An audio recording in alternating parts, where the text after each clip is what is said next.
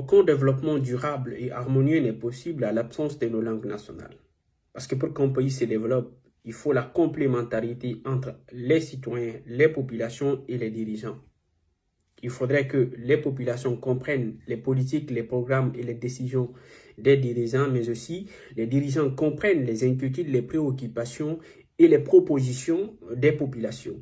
C'est dans cette complémentarité qu'on construit une nation, c'est dans cette complémentarité qu'on développe un pays.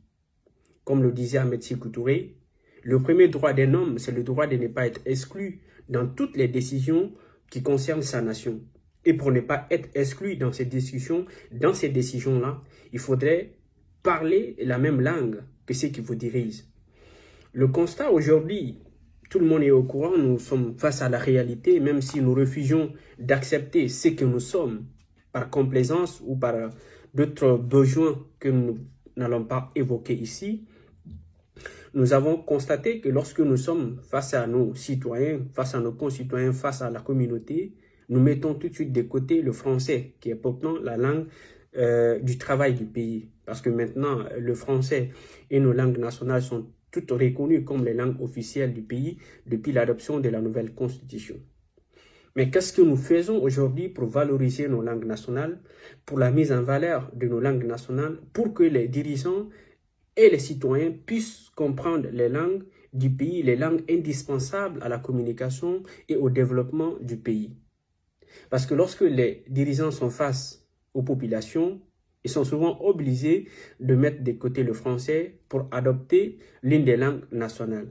Et pour que nous puissions parler avec tous les citoyens partout, sans difficulté, il faut apprendre plusieurs langues.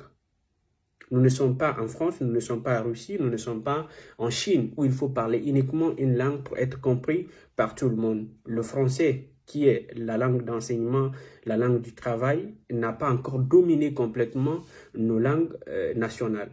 C'est une réalité. On ne peut pas nier ça aujourd'hui. Il y a quelques jours ou quelques semaines, j'ai fait une publication adressée au ministre de l'Enseignement supérieur, de la Recherche scientifique et de l'Innovation, avant la démission du gouvernement, bien sûr, par rapport à l'instauration et à l'apprentissage obligatoire de nos langues dans les universités et dans les instituts. Parce que pour nous, pour qu'on puisse vraiment comprendre les problèmes de la Guinée, discuter ou même mener des recherches, il faut maîtriser les langues indispensables à la communication. Il faut comprendre les langues que les populations parlent. Parce que lorsque vous vous accentuez uniquement sur le français, lorsque vous serez face à la réalité, vous vous rendrez compte que les gens à qui vous